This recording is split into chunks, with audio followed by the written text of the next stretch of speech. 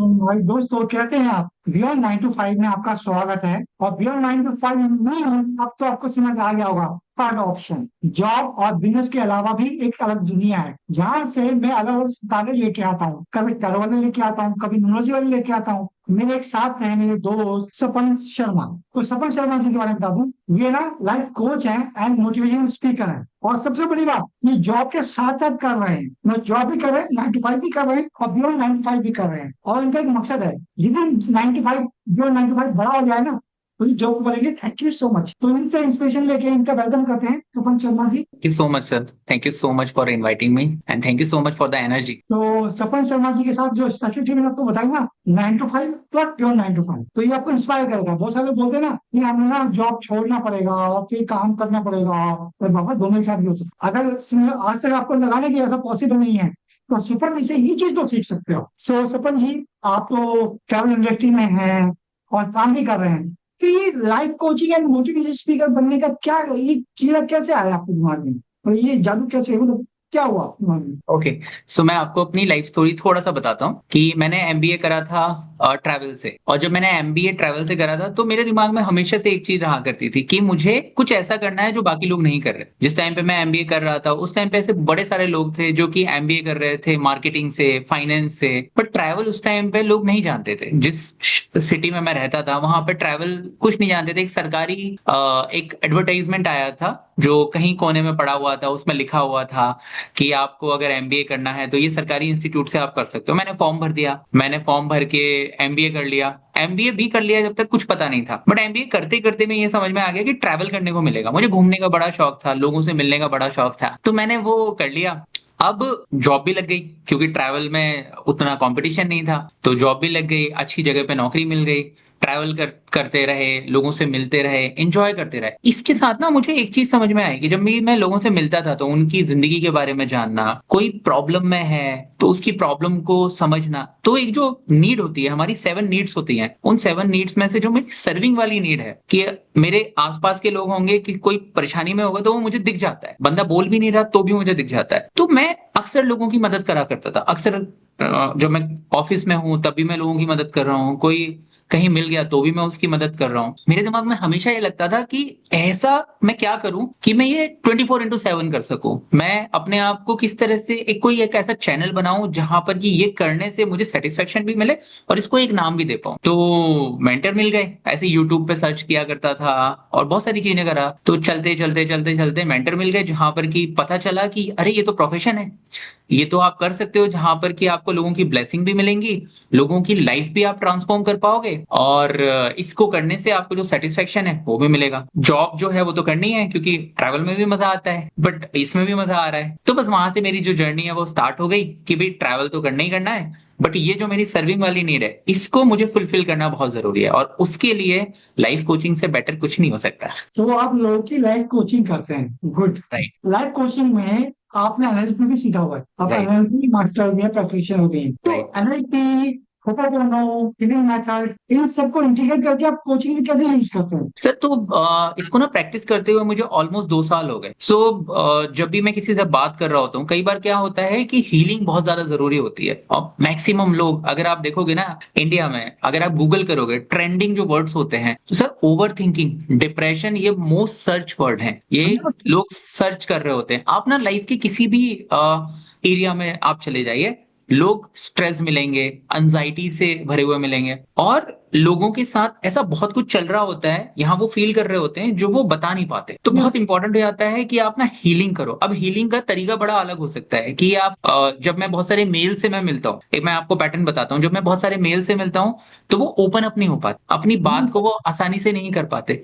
Where as female जो होती है ना वो ओपन अप हो जाती है, वो अपनी मम्मी को कॉल कर लेंगी, अपने फ्रेंड को कॉल कर लेंगे। तो आपको समझना होता है कि पर्सनैलिटी किसकी कैसी है। किसी के लिए हीलिंग का जो मतलब होता है वो सिर्फ बात करना होता है, किसी के लिए हीलिंग का मतलब क्या होता है कि आप सुन लो, किसी को समझाइश भी चाहिए होती है। तो अलग अलग तरह के लोग होते हैं, अलग अलग तरह की सिचुएशंस होती हैं, पर सबके लिए जो मैंने समझा और जो मैंने जाना कि हीलिंग बहुत जरूरी होती है। जो मैं फील कर रहा हूँ, जो भी नेगेटिव इमोशंस है, क्योंकि life is a perfect balance of positive and negative both, right? But हमारे आसपास नेगेटिविटी इतनी ज्यादा होती है, या हमारा ब्रेन उस तरह से ट्रेन है कि हम नेगेटिव चीजों पे हमारा फोकस बहुत जल्दी जाता है। हम उस नेगेटिव इमोशंस को हील नहीं करते, तब तक हम कुछ पॉजिटिव कर नहीं सकते। पॉजिटिव जो इमोशंस हैं हम उसको इम्प्लांट नहीं कर सकते। तो इसलिए बहुत जरूरी हो जाता है कि ये टेक्निक्स, ये बेसिकली टूल्स हैं, इनके बारे में मुझे आज से 2 साल पहले नहीं पता था। बट एनएलपी को कहा जाता है it is a super power of law of attraction. मतलब, और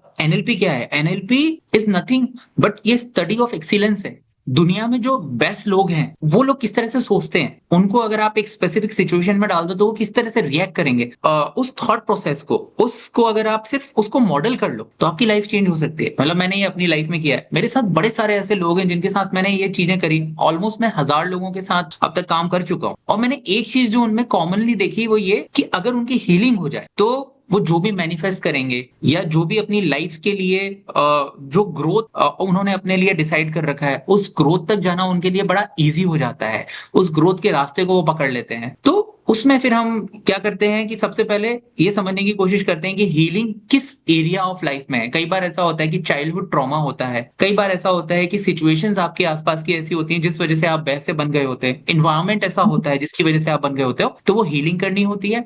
जब हम हीलिंग करते हैं उसके बाद फिर वो जो भी मैनिफेस्ट करना चाहते हैं, जिस भी रास्ते पे वो जाना चाहते हैं, वो उस रास्ते को पकड़ पाते हैं और उस रास्ते पे बहुत आसानी से चल पाते हैं। तो ये कॉम्बिनेशन होता है, ये अलग अलग पर्सनैलिटी को समझ के उसको एनालाइज करके, and then we do this we implement this kind of tools. बहुत एक्सलेंट। आप यहाँ पे जैसे उन्होंने बताया कि जो मेन होते हैं वो अपनी बात को एक्सप्रेस नहीं कर पाते, क्योंकि रीजन मेन उनको दिखाया जाता है, voice don't cry, right. Voice don't cry. तुम मर नहीं है, तुम मत को डर नहीं होता है, अरे बहुत मर्द को मत डर नहीं होता होता। है। तो ये अपनी फीलिंग को सप्रेस करके अंदर अंदर वो घुसा रहता है। इसलिए अगर आप रिपोर्ट को देखो ना, हार्ट अटैक सबसे ज्यादा मेल को ज्यादा आता है। एक्चुअली बिल्कुल सही बात आपने बोली कि हार्ट अटैक क्यों आता है, क्योंकि ये जो दिल है ना, इस दिल में आपने बहुत सारे इमोशंस दबाते जाते हो, दबाते जाते हो, दबाते जाते हो। यू फील लाइक कि कोई है ही नहीं जिससे के साथ आप बात कर लो। फिर आप जो गलत आदतें होती हैं आप उसको उसका सहारा ले लेते हो, बट वो एक टेम्परेरी एस्केप है। तो ये हम सबको सीखना चाहिए। और मेरा एक मिशन मिशन है कि ना, ये जो इमोशनल वेलबींग की बात है ये बहुत कॉमनली लोग आपस में कर पाए, एक दूसरे से बात कर पाए, वो समझ पाए कि अपने इमोशंस के बारे में किसी से बात करना इज वेरी इजी थिंग, ये किया जा सकता है। ये जो बचपन से जो बिलीफ है ना कि मर्द को दर्द नहीं होता, man are suppose to be always strong, ये सब मिथ है। अगर हम इंसान हैं, हमारे इमोशंस हैं, तो उन इमोशंस को रिलीज करना बहुत जरूरी है। I think this is a very valid point. और दूसरा जो मैंने एनएलपी की बात की, तो एनएलपी पर जब बात की ना तो एक बहुत बड़े ऑथर है ग्रांट कार्डोन, उनकी राइट। बुक है कनेक्स। अब उसमें उनको रियल लाइफ चैलेंज दिया गया बाद में कि जहाँ आपके पास सिर्फ $100 है, $100 मतलब 8,000, 8,500 रुपए। राइट। आप 8,500 रुपए लेकर आपको एक अननोन सिटी में जाना है जहाँ पे कोई नहीं जानता। आपका जो फोन है सिर्फ आप अपने बच्चों से बात कर सकते हो और किसी से नहीं। और आपको $100 से 90 दिन के अंदर $1 million यानी $10 लाख, यानी वाओ, 8 लाख करोड़ रुपए का बिजनेस खड़ा करना है। दिस इज सो और इस कूल। कंपटीशन के विनर भी वही रहे, वन कॉलम। मतलब 8,500 रुपए लेकर आप एक अलग अजनबी शहर में गए हो, आपको एक गाड़ी दे दी गई है जिसमें पेट्रोल भर दिया गया एक टाइम के लिए, ताकि वहां पे आपको छोड़ दिया। आप फोन किसी को नहीं कर सकते, सिर्फ अपनी फैमिली के अलावा कि मैं ठीक ठाक हूँ ये करके। और किसी बिजनेस कनेक्शन, किसी कनेक्शन को यूज नहीं कर सकते। आपको सब कुछ स्क्रैच से करना है, 8,500 रुपए ले से, और 90 दिन के अंदर आपको 8.5 करोड़ का बिजनेस खड़ा करना है। ये भी वाह, वही सब है। ये तो बहुत कमाल का माइंडसेट है। तो जो सक्सेसफुल लोग होते हैं उनका माइंडसेट अगर आप देखोगे, एनएलपी हमेशा उसी के बारे में बात करता है कि जो लोग सक्सेसफुल हैं उनका माइंडसेट कैसा है। वो अगर आप उनको एक स्पेसिफिक सिचुएशन में डाल दो तो वो उस सिचुएशन में किस तरह से रिएक्ट करेंगे, उनका रिस्पॉन्स क्या होगा। सो मेरे को एक कहानी इस पे याद आती है सर कि ना, एक राजा था, ठीक है, एक राजा था, और उसके उसके यहाँ पर ना युद्ध चल रहा था, पड़ोसी राजा के साथ युद्ध चल रहा था। तो क्या हुआ कि मंत्री जो थे, सारे मंत्री, उन्होंने मान लिया था कि अब हम हारने वाले हैं, क्योंकि सेना बहुत ज्यादा थी उनकी, उनके पास जो वेपन थे वो बहुत ज्यादा शक्तिशाली थे। और ये जो राजा था, इन राजा के पास ना तो उतनी सेना थी, कमजोर पड़ चुके थे, पैसे भी खत्म हो गए थे। तो अब लेकिन जो मंत्री थे वो डर रहे थे कि जाकर के राजा को कैसे बोलें कि हम डरने वाले हैं। तो उसमें से एक चालाक मंत्री था, उसने क्या किया, उसने कहा कि एक काम करते हैं, राजा को सिगार पीने का शौक था, ठीक है, तो उन्होंने क्या किया, एक ना फ्रेश सिगार जो थी वो उनको दी, और एक जो थी वो थोड़ी सी फ्रेश नहीं थी, मतलब वो कुछ पुरानी थी, वो सिगार उनके सामने रखी। तो उन्होंने डिसाइड किया कि जब राजा ये जो फ्रेश सिगार नहीं है, क्योंकि माइंडसेट उसका इस वक्त ऐसा है कि हारने वाले हैं, तो वो शायद फ्रेश सिगार को नहीं उठाएगा, वो ना जो थोड़ी सी पुरानी सिगार है उसको उठा लेगा। जब वो उसको उठाएगा तो हम उसका माइंडसेट समझ जाएंगे कि अब तो राजा हारने वाले मूड में आ चुके हैं, और तब हम उनको ये बात बोलेंगे। तो लेकर गए वो सिगार उनके पास, और राजा साहब से ये सारी बातें कर रहे थे, करते करते उनके सामने करा, लेकिन राजा ने जो सिगार उठाई, वो फ्रेश वाली उठाई, किसी की हिम्मत नहीं हुई। और फिर राजा ने बोला कि हमारे पास जो भी जितनी भी सेना है हम उसके साथ लड़ाई करेंगे, और वो राजा उस युद्ध को जीत गया। तो अब आप सोचिए कि जब आपके आसपास सिचुएशन ऐसी है जो कि सब कुछ आपके अगेंस्ट चल रहा है, उस टाइम पे आप क्या सोच पा रहे हो, क्या उस टाइम पे आप सही डिसीजन ले पा रहे हो, क्योंकि ये प्रॉब्लम है और ये आपका लेवल ऑफ थिंकिंग है। तो आपको सॉल्यूशन नहीं मिलेगा, बट ये प्रॉब्लम है और यहाँ पे आपकी लेवल ऑफ थिंकिंग है, तो आप यहाँ इस जगह को ना, इस प्रॉब्लम को आप दूसरे एंगल से देख पाओगे, और जब आप ऐसा कर पाते हो तब आपकी लाइफ में एक्चुअल में ग्रोथ आता है, और यही एनएलपी सिखाता है सर। आप एनएलपी जो आपने मेरे को बताया, कोई केस स्टडी आपके पास अपनी जिसमें आपने अपने जो जिनको ट्रेन किया उनकी लाइफ में कोई चेंज आया हो? सो एक लेडी है, ऑस्ट्रेलिया में रहती हैं, एक रिसेंट में जो आपको एग्जांपल बताऊं, सो उनके साथ क्या हो रहा था कि उनकी वो पहले जॉब करते थे, फिर फैमिली, शादी एंड एवरीथिंग, तो उसके बाद उनकी जो जॉब थी वो उन्होंने छोड़ दी। अब दोबारा जब वो नौकरी पे गए, नौकरी पे जाने की बात चली, तो उन्होंने क्या किया था, वर्क फ्रॉम होम, लंबे समय के बाद कोविड में सब लोगों ने किया था, वो चाहते थे वर्क फ्रॉम होम, क्योंकि अब खत्म हो गया, सब कुछ नॉर्मल हो गया, तो सारी कंपनीज जो हैं वो वापस बुलाने लगी। अब उनके मन में एक डर बैठ गया, और उनके मन में डर ये बैठा कि मैं वापस से ऑफिस जाकर के काम नहीं कर सकती, अगर मैं वर्क फ्रॉम होम करूंगी तो मैं कर लूंगी, ऑफिस जाकर के जो है वो मैं काम नहीं कर सकती। और ये मतलब हम और आप ऐसे बात कर रहे हैं, बट जिसके मन में ये डर बैठ जाता है उसके लिए बहुत बड़ी बात हो जाती है। मतलब वो पिछले 1 साल से 1.5 साल से स्ट्रगल कर रहे थे कि मैं उनकी आइडेंटिटी ये बन गई थी कि अगर वर्क फ्रॉम होम की जॉब मिलेगी तो मैं करूंगी, वरना नहीं करूंगी, और इस वजह से उनको कोई नौकरी ही नहीं मिल रही थी। एनएलपी के साथ हमने बिलीफ, एनएलपी की एक टेक्निक होती है बिलीफ ट्रांसफर टेक्निक, उसका यूज करके हमने उनके साथ 7 दिन का एक मैंने सेशन करा उनके साथ लगातार 7 दिन का, और 8वें दिन सर उनको पास 2 जॉब थी, 8वें दिन उनके पास 2 जॉब थी, and she was very very confident कि मैं जाकर के वहां पर, उन्होंने इंटरव्यू भी दिया, वो एनवायरनमेंट भी उन्होंने देखा, and she was so happy कि एनएलपी की मदद से वो जो 1 साल का उनका स्ट्रगल था वो 7 दिन में उसको, वो जो है वो जो फियर था वो पूरी की पूरी तरह से उनका चला गया। तो ये एनएलपी ये सुपर पावर है और ये लाइफ यस, कोच यूज करते हैं बहुत ज्यादा। बिल्कुल सर। सपन जी, आप तो 9 to 5 करते हैं कॉर्पोरेट जॉब, ये बियॉन्ड 9 to 5 लाइफ कोचिंग करते हैं, तो राइट। दोनों का बैलेंस कैसे बनाते हैं? तो सर इसके लिए ना एक डिसिप्लिन लाइफ होना बहुत जरूरी है। मतलब अगर मैं आपको अपना रूटीन बताऊं तो आई थिंक आप बहुत अच्छे से समझ पाओगे। सो मैं सुबह 4 बजे उठता हूँ। 4 बजे उठने के बाद मेरा सबसे पहले जो काम होता है वो होता है चेक करना कि मैं क्या फील कर रहा हूँ। अगर, क्योंकि कई बार ऐसा होता है सुबह मैं 4 बजे उठा, बहुत एनर्जेटिक फील कर रहा हूँ, किसी दिन मैं जो है फील कर रहा होता हूँ थोड़ा सा लो, तो पहला मेरा ये काम होता है कि मुझे अपने आप को मेंटली उस लेवल पे लेके जाना है कि मैं पूरे दिन के लिए रेडी हूँ। और ये आप इमोशंस जो होते हैं, ये जो फीलिंग होती है, आप इसको प्रोग्राम कर सकते हो, आप इसको चूज कर सकते हो। 4 बजे मैं उठा, फ्रेश होने के बाद 4:30 से 5:30 जो है वो मेरा मेडिटेशन चल रहा होता है, मेडिटेशन में कर रहा होता हूँ। 5:30 से 6 जो है वो मैं एक्सरसाइज कर रहा होता हूँ। फिर उसके बाद मैं जर्नलिंग कर रहा होता हूँ।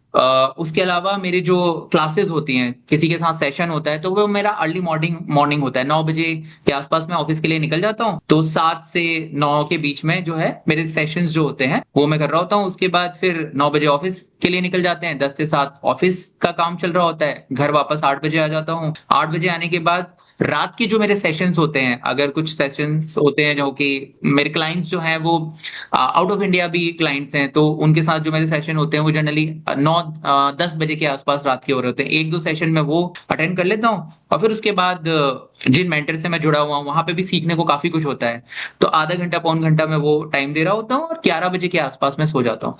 तो ये मेरा बहुत क्लियर है मेरे दिमाग में क्लियर है कि ये मेरा ऑफिस का टाइम है और ये जो मेरा टाइम है ये मेरा जो मैं परस्यू करना चाहता हूँ, जो मुझे फुलफिलमेंट देता है, इसको मैं देता हूँ। तो वो मेरे दिमाग में बिल्कुल क्लियर है। तो वो उन सारे लोग, मैं सबको कहना चाहता हूँ कि वो सारे लोग, क्योंकि आपका जो चैनल है 9 to 5 के बियॉन्ड की आप बात कर रहे होते हो, तो अगर आप बियॉन्ड 9 to 5 करना चाहते हो तो आपको ना बिल्कुल क्लैरिटी होनी चाहिए कि आप एग्जैक्टली क्या करना चाहते हो। अगर आप मोबाइल देखना चाहते हो ना, मोबाइल भी अगर आप स्क्रॉल करना चाहते हो, उसके लिए भी आपको एक टाइम डिसाइड करना है। क्योंकि जब अगर आप इस तरह से अपनी लाइफ को जियोगे तो आप ना, आपको पता होगा कि आपके पास कितना टाइम है और उस टाइम को आप बहुत अच्छे से यूटिलाइज कर पाओगे। तो ये मैं पिछले 1 1.5 साल से रेगुलरली कर रहा हूँ। एंड ट्रस्ट मी कि मतलब जब मैंने आपका ये जो प्लेलिस्ट था, जब मैंने सुना बियॉन्ड 9 to 5, मुझे लगा कि मैं कुछ ऐसा देख रहा हूँ या ऐसी कुछ चीज मैं समझने की कोशिश कर रहा हूँ जो मैं अपनी लाइफ में जोड़ रहा हूँ। और इसीलिए मैंने आपको आपसे कनेक्ट हुआ कि सर ये तो बड़ी कमाल की चीज है, आप बताइए कि क्या मैं भी कुछ आपके साथ शेयर कर सकता हूँ। तो वेरी गुड। अब यहाँ पे लोगों का चैलेंज आता है, गोपाल जी हम तो इंडिया में कैसे करेंगे।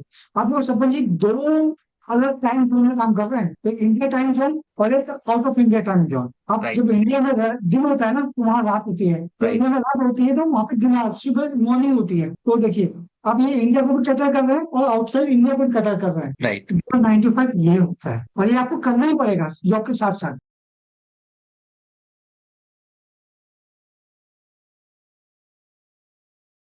फिर वो बफर लेवल बन जाता है, या तो कुछ डेफिनेटली। लोग मेरे से हो सकते हैं कि मैंने अपना कॉर्पस बना लिया, बिजनेस आएगा ठीक है, नहीं आएगा फिर इंजॉय कर रहा है, पर कॉर्पस बनना चाहिए, कॉर्पस या दोनों बिल्ड हो जाने चाहिए। अब आपसे एक सवाल है, जो अभी कॉर्पोरेट के लोग हैं ना उसका सबसे बड़ा चैलेंज क्या है जिसको आप अपने प्रैक्टिस से सॉल्व कर सकते हैं। सर कॉर्पोरेट में ना सबसे ज्यादा जो होता है स्ट्रेस होता है। आपके पास हमेशा डेडलाइंस होती हैं, आपको काम जो है वो डेडलाइन में करना होता है। आपको हमेशा ये फीलिंग सता रही होती है कि मैंने तो इतना कुछ किया बट मुझे वो क्रेडिट ही नहीं मिला, मैंने काम किया लेकिन उसका क्रेडिट किसी और को मिल गया, ये प्रॉब्लम होती है। उसके अलावा ना आपको एक हमेशा डर सताता है कि जॉब आज तो है कल रहेगी नहीं रहेगी। तो ये बड़ी कॉमन से ये फीलिंग्स हैं या जो प्रॉब्लम्स है जो हर कॉर्पोरेट एम्प्लॉयज को आ रही होती हैं। और इसका सीधा सा जो सॉल्यूशन है वो ये है माइंडफुलनेस। अगर आपको ये स्किल आ जाए कि ये तो इमोशन है, एंड मेरे मेंटर जो है वो कहते हैं ऑल इमोशंस आर लाइफ, इस वक्त आप क्या फील करना चाहते हो ना ये आप डिसाइड कर सकते हो। पर क्या इसके बारे में लोगों को पता है? मुझे लगता है अभी भी बहुत सारे लोगों को नहीं पता।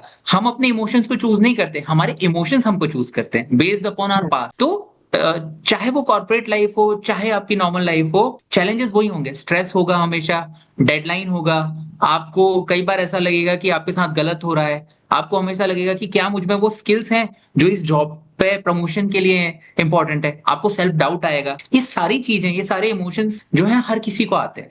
किसी की इंटेंसिटी बहुत ज्यादा होती है, किसी की इंटेंसिटी बहुत कम होती है। बट ये जो टूल्स हैं जो कि हीलिंग टूल्स हुआ, मेडिटेशन हुआ, और मैं तो ये कहता हूं कि अगर आप ये नहीं भी करना चाहते ना सर, अगर आप 5 मिनट अपने फेवरेट गाने पे अगर आप डांस कर लो ना और उसके बाद देखना कि आपको कैसा फील होता है। आपके इमोशंस जो है ना वो आप डिसाइड करो। किसी के लिए जर्नलिंग हो सकता है, वो किसी के लिए अपने डॉग के साथ थोड़ा सा टाइम स्पेंड करना हो सकता है, किसी के लिए गार्डनिंग हो सकता है। पर चूज करो, उस चीज को चूज करिए, उस इमोशन से अपने आप को लाने का पूरे पूरे जितने भी टूल्स हैं वो आपके पास हैं। इट्स जस्ट दैट कि हमारे आसपास इतना कुछ हो रहा है कि हम वो रास्ता जो है ना वो भटक जाते हैं कहीं ना कहीं। और इंपॉर्टेंट है, चाहे आप कॉर्पोरेट लाइफ में हो चाहे आप नहीं हो, चाहे आप घर पे भी हो, तो भी आपके लिए इंपॉर्टेंट हो जाता है कि आप को इन टूल्स के बारे में पता होना चाहिए कि ऐसे टूल्स हैं जो आपकी हेल्प कर सकते हैं। तो जो लोग स्मोकिंग ड्रिंकिंग में फंस जाते हैं, भाई उसके अलावा भी एक ऑप्शन है, हेल्दी ऑप्शन जिसका कोई साइड इफेक्ट नहीं है और कॉस्टली राइट। भी नहीं है। ठीक है, राइट। तो सपन जी आप तो मोटिवेशन स्पीकर हैं, राइट। तो आपको बहुत मोटिवेशन चाहिए होती है क्योंकि लोगों को राइट। देख लो। तो मोटिवेशन का कनेक्शन कहाँ से आता है आपके उसमें, पावर पावर कहाँ से आती है। सर मोटिवेशन इज समथिंग, मैं मोटिवेशनल, सो मैंने ना मोटिवेशन हमेशा मेरे साथ रहे। सो मुझे याद है जब मैं 10वीं 11वीं में था, मेरे किसी फ्रेंड ने मुझे संदीप महेश्वरी के बारे में बताया था। संदीप महेश्वरी को मैं आई थिंक शायद 13 14 साल हो गए सर। मुझे याद है कि वो डीवीडी उस टाइम पे वो डिलीवर किया करते थे, मैंने वो भी मंगाई थी, ठीक है। और मैं मोटिवेशंस मतलब उनके वीडियोस देखना और भी बहुत सारे मोटिवेशनल स्पीकर्स को सुनना। तो मोटिवेशन के साथ हमेशा ना एक प्रॉब्लम होती है, मोटिवेशन आती है सर ऐसे आती है और फिर यूं चली जाती है। आज तो मोटिवेशन है, मुझे पढ़ाई करनी है, मुझे जॉब करना है, मुझे कुछ और करना है, वो मोटिवेशन है। पर वो 2 दिन बाद ना वो मोटिवेशन चली जाती है। यस। ये मेरी सबसे बड़ी प्रॉब्लम थी। मैंने क्या सोचा कि कोई ऐसा तरीका जिससे कि ये मोटिवेशन बनी रहे। तो मोटिवेशन से ज्यादा इंपॉर्टेंट जो मुझे समझ में आया ना, कि मोटिवेशन की जो फीलिंग होती है कि आप मोटिवेटेड हो। अगर मुझे आपसे बात करनी है तो अभी मुझे क्या चाहिए, मोटिवेशन चाहिए? नहीं, मुझे वो एनर्जी चाहिए जिस एनर्जी के थ्रू मैं आपके साथ बात कर सकूं। अपने अंदर वो फीलिंग लेकर के आना। क्योंकि क्या होता है, मोटिवेशन जब आपकी चली जाती है तो उसके अगेंस्ट कुछ आ रहा होता है। प्रोक्रेस्टिनेशन आ जाएगा, आलस आ रहा है, थकावट, टायर्डनेस आ जाएगी, या आपका जो मेंटल शिफ्ट है वो कहीं और चला जाएगा। ये होता है। तो मैं जो अपने साथ करता हूं ना, मैंने जैसे आपको बताया कि मैं ना अपने रूटीन को नहीं टूटने देता। मैं सुबह उठ करके 10 चीजों के लिए थैंक यू बोलता हूँ कि मेरे लाइफ में क्या है। और जब आप अपने आप को ग्राउंडेड रखते हो तो आपका ना मोटिवेशन बना हुआ होता है, हमेशा बना रहेगा। फिर वो आपको उसके लिए ना काम नहीं करना पड़ेगा। फिर वो जैसे हम ब्रश करते हैं, जैसे हम नहाते हैं, जैसे हम खाना खाते हैं, हम नहीं सोचते ना उसके लिए मोटिवेशन चाहिए। तो उसी तरह से सर मोटिवेशन जो है ना वो आपका आपका पार्ट बन जाएगा। वो एक इमोशन है जो कि आप डेली जियोगे, और वो आपके लिए फिर वो ऐसे हो जाएगा। मतलब फिर वो आपको ढूंढ के नहीं लाना पड़ेगा, फिर वो आपके साथ साथ चलेगा। वो का वे ऑफ लाइफ हो जाएगा। अभी ना जितने भी इवेंट होते हैं ना, वहाँ पे लोग, बहुत सारे लोग जाते हैं, मोटिवेट, हम ये कर देंगे, वो कर देंगे। वो पर इतना मोटिवेशन स्पीकर इतना फुला देते हैं ना, जब रियल लाइफ में आते हैं वो सही लगती है ना, तो हम यही होता है। यही होता हम है। इमोशन की बात करते हैं, आप सक्सेस की बात करते हैं, ठीक है, राइट। सक्सेस के लिए इमोशन बैलेंस जरूरी है। आपको क्या 2 या 3 माइंड शिफ्ट हैं जिससे वो बैलेंस को मेंटेन करके सक्सेस को हासिल किया जा सकता है? सर बहुत इंपॉर्टेंट जो मुझे लगता है वो ये होता है, अक्सर ना मैंने देखा है अपने आसपास के लोगों को कि ये बुरा हुआ तो मेरे साथ ही क्यों हुआ, वो ये आई लोगों का। नहीं। जबकि मैं कहता हूं कि अगर मेरे साथ ऐसा कुछ हुआ ना, जैसे आज मेरे ऑफिस में मुझे नहीं जाना था, 15 अगस्त थी, बट आज हमें बुला लिया गया। तो कुछ ऐसा हुआ हमारे ऑफिस में, आज कुछ ऐसा हुआ कि अगर हम नॉर्मल डेज में जा रहे थे और जो हम एफर्ट मार रहे थे उसका जो रिजल्ट मिल रहा था उससे सर 3 गुना रिजल्ट मिला। बट ऐसे भी लोग थे जिन्होंने ये कहा कि यार आज के दिन क्यों। तो क्या मैं अपने आप से ये पूछ सकता हूं कि what I can learn from this, ये जो सिचुएशन आई है, ये जो चैलेंज आया है, ये जो लाइफ में मेरे सामने जो चीज आई है, इससे मैं क्या सीख सकता हूँ, ये क्या लेकर के आया है। तो विक्टिम माइंडसेट से आप ग्रोथ माइंडसेट पे रहना बहुत जरूरी है। ये माइंडसेट शिफ्ट जो है वो हर किसी में होना चाहिए। ग्रेटिट्यूड होना बहुत जरूरी है सर। हम ग्रेटिट्यूड को भूल जाते हैं। हमें लगता है ग्रेटिट्यूड ये तो मेरा हक है, ये तो मुझे मिलता रहेगा। आज जैसे 15 अगस्त है, 15 अगस्त सर एक फ्रीडम है, फ्रीडम डे है हमारा, राइट। बट क्या ये 1947 से पहले क्या हम इस तरह से बात कर सकते थे?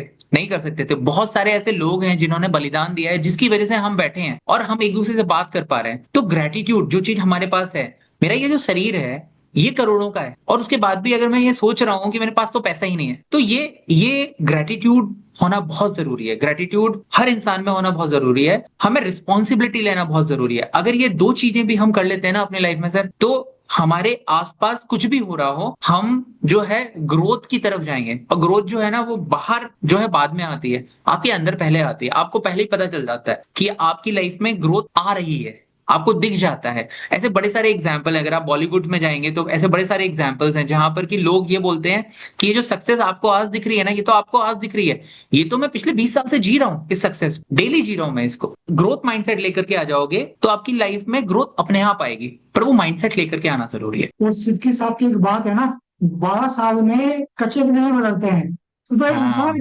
है। बहुत ही बढ़िया सर, बहुत ही बढ़िया। अच्छा, अब आप लाइफ कोच हैं, तो एज ए लाइफ कोच आपका लार्जर विजन क्या है? और अगर 5 साल है, जैसे 2025 में आप बैठे हैं, आप तो 2030 में आप अपने को कहाँ देखते हैं, क्या सोचते हैं आप? मुझे लगता है कि मैं 2030 में चाहता हूं कि मैं 1 लाख लोगों तक पहुंच जाऊं सर। 1 लाख लोगों तक हीलिंग जो है उसके बारे में मैं बात कर पाऊं। मैं जो आपको पहले भी बता रहा था कि इमोशनल वेल बीइंग जो है अभी इतना कॉमनली डिस्कस टॉपिक नहीं है। लोग ना अगर इमोशनल वेल बीइंग की बात करते हैं तो उनको लगता है कि इसको साइकेट्रिस्ट के पास जाने की जरूरत है। ऐसा नहीं है। हम सबको जरूरत है कि हम उस तरह का इन्वायरमेंट बना दें जहां पर कि मैं अपने दिल में जो भी चल रहा है वो किसी से भी शेयर कर सकूं। तो ये मेरा मिशन है कि मैं 1 लाख लोगों तक पहुंचूं। वो अपने आप को डिप्रेशन, जो आज के टाइम पे बहुत बड़ी प्रॉब्लम है, बहुत हमें ओवर थिंकिंग, ये आज के टाइम पे बहुत बड़ी प्रॉब्लम है। इस प्रॉब्लम को मैं चाहता हूं कि ना लार्जर लेवल पे जो है सॉल्व करा जाए। इसके लिए मैं बहुत सारे कोर्सेज प्लान कर रहा हूँ, ऑनलाइन रिट्रीट्स जो है मैं वो प्लान कर रहा हूँ, वर्कशॉप्स जो है वो बहुत प्लान कर रहा हूँ मैं। तो ये सारा का सारा मेरा पाइपलाइन में है। बट ये है कि हाँ, 1 लाख लोगों की जिंदगी अगर मैं बदल पाता हूँ तो ये मेरा मिशन है, और बस यही इसी के लिए काम कर रहे हैं। आप जो इंडिया में हार्ट की प्रॉब्लम है ना, बहुत बढ़ गई है, हार्ट फेलियर ये,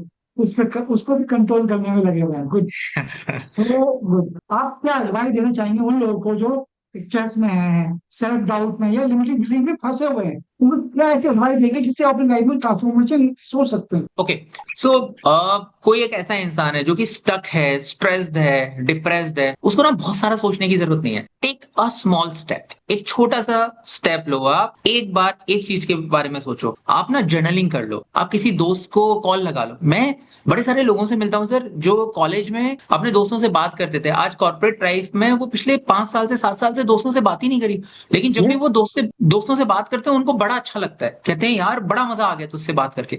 तो क्यों नहीं करते? कितना टाइम लगता है? 2 मिनट लगते हैं, 5 मिनट लगता है। वो जो पैटर्न है ना, उस पैटर्न को तोड़ना बहुत जरूरी है। और वो पैटर्न आप आपकी लाइफ से ही निकल कर आएगा। आप जो बचपन से करते हुए आए हो, अगर आपको क्रिकेट खेलने में मजा आता है तो आप क्रिकेट खेल लो। आपको पहले समझो कि वो एक पैटर्न है, एक लूप बन गया है, कि आप उसी लूप में फंसे हुए हो, उसी लूप में फंसे हुए हो। उस पैटर्न को आपको तोड़ना पड़ेगा।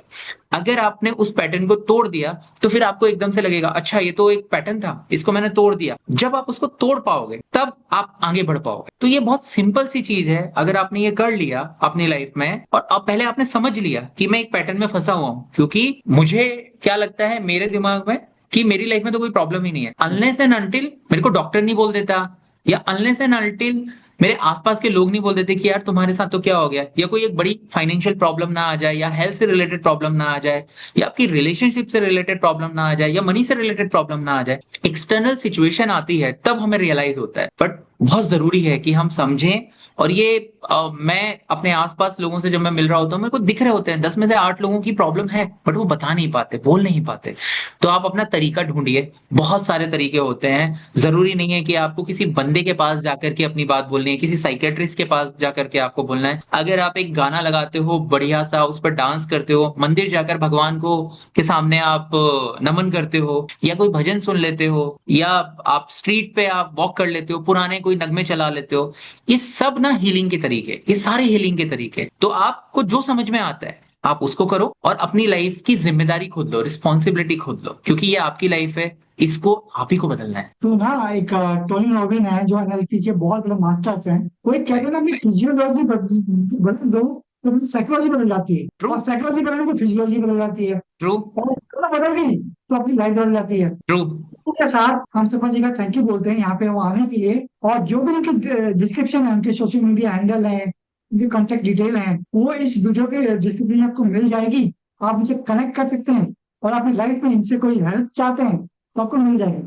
सपन जी का thank you so much sir, thank you so much मुझे यहाँ पे बुलाने के लिए। It was so grateful to meet you. आपकी जो एनर्जी है मुझे बहुत बहुत ही पसंद है। मैं आपके वीडियोस जो है वो देखा करता हूँ। So thank you so much for inspiring all of us.